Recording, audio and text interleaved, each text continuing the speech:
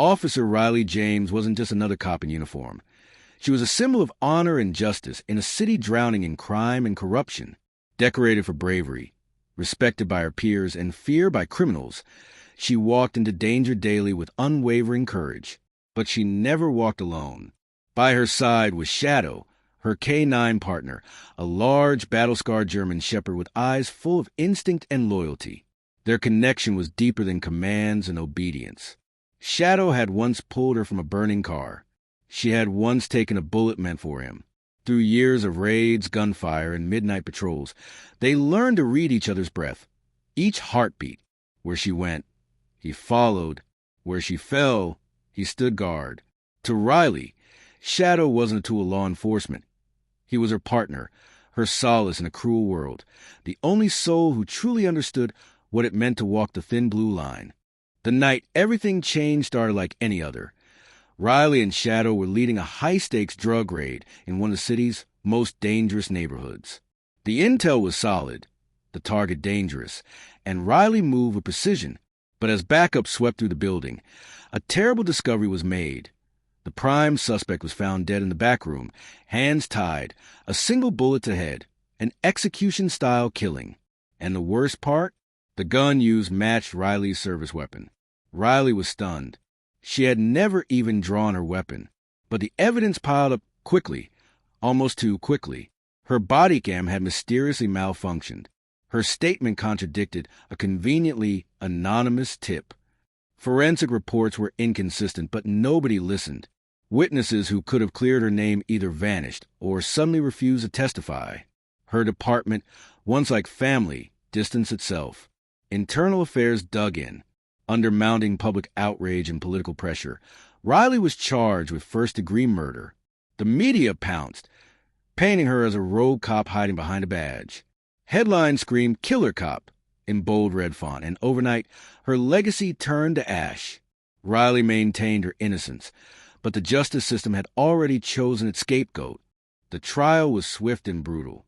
Despite the inconsistencies in the case, despite the lack of motive and the glaring holes in the prosecution's argument, the verdict was almost a foregone conclusion. Public anger was at its peak. The city needed someone to blame, and Riley, once a hero, was now the perfect target. The courtroom buzzed with tension as witnesses lied, detectives distorted facts, and the press captured every moment like it was a spectacle. Riley sat silently throughout the proceedings, her jaw clenched, eyes unwavering. She refused to beg, refused to break. Deep down, she still believed truth would win out. But it didn't. The jury found her guilty of first-degree murder, and the judge, under immense political pressure and whispers from higher-ups who wanted her silenced, handed down the death penalty. Riley didn't flinch. She nodded once, as if she'd expected it all along. Her only request was simple, not for clemency, not for comfort. Just this: please make sure Shadow ends up with someone good, someone who'll love him. He's all I had. It was the only time her voice cracked. When animal control officers arrived to collect Shadow, they approached with caution, expecting a trained dog to obey commands. But Shadow was no ordinary canine. As they reached for his leash, he growled low, deep and full of warning, not out of aggression, but out of heartbreak. He sensed something was wrong, deeply wrong. Riley was gone, and the air in the house felt cold, hollow.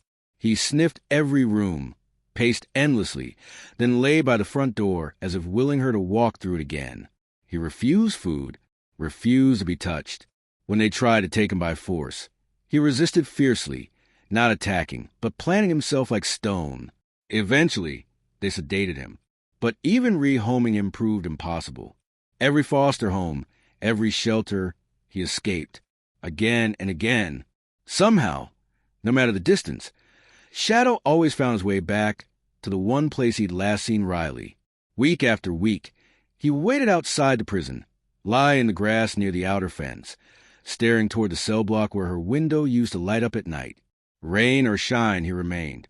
The guards started to recognize him. Some even left scraps of food. But Shadow didn't want food. He wanted her. The day of Riley's execution dawned gray and silent, the kind of sky that pressed down on your chest. Inside the prison walls, everything felt heavier. Doors creaked slower, footsteps echoed longer. Riley had made no appeals, asked for no favors, but she had one final request: to see Shadow one last time.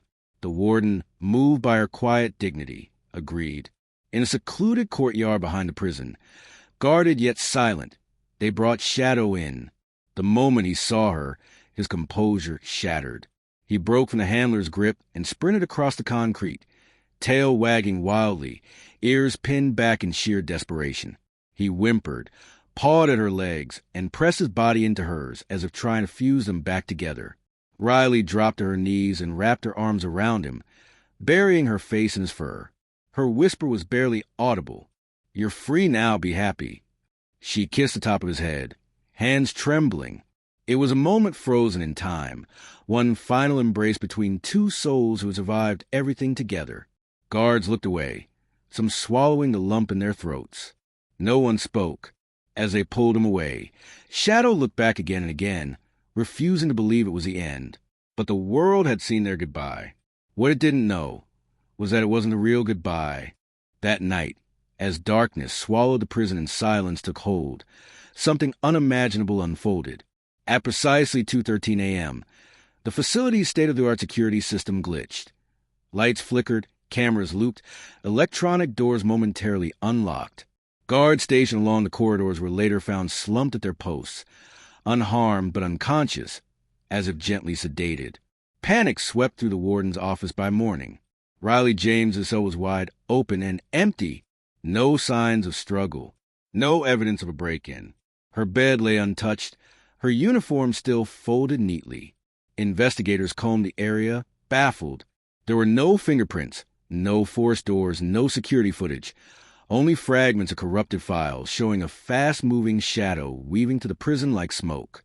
But just outside her cell, on the dusty floor where no human had walked all night, was one clear, perfect print.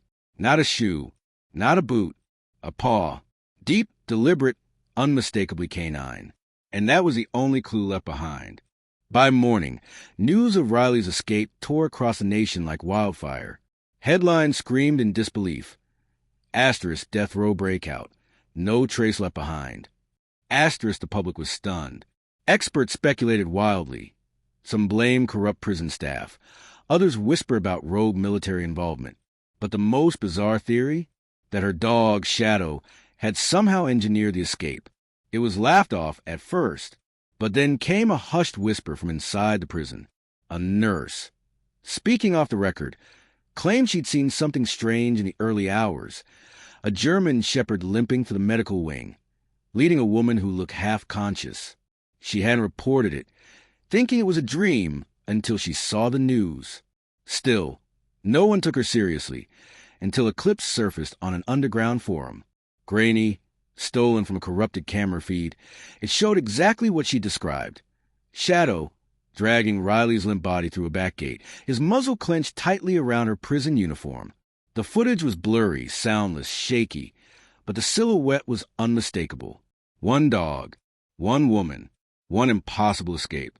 Years passed and the world moved on. The escape became legend, unsolved, unproven, whispered like folklore. But in a remote mountain village, far from city lights and curious eyes, a woman known only as Ella quietly tended to a small shelter for abused and abandoned animals. She rarely spoke of her past. Locals only knew that she walked a limp, wore a cap low over her eyes, and had a presence both kind and sorrowful. Always by her side was a gray-muzzled German shepherd with faded scars on his paws and eyes that had seen too much. He was never aggressive, but fiercely protective. Children adored him. The villagers whispered stories. How the dog had once broken into a prison to rescue someone he loved. Some laughed. Others swore it was true. One rainy night, a boy lost in the woods stumbled into the village, soaked and crying.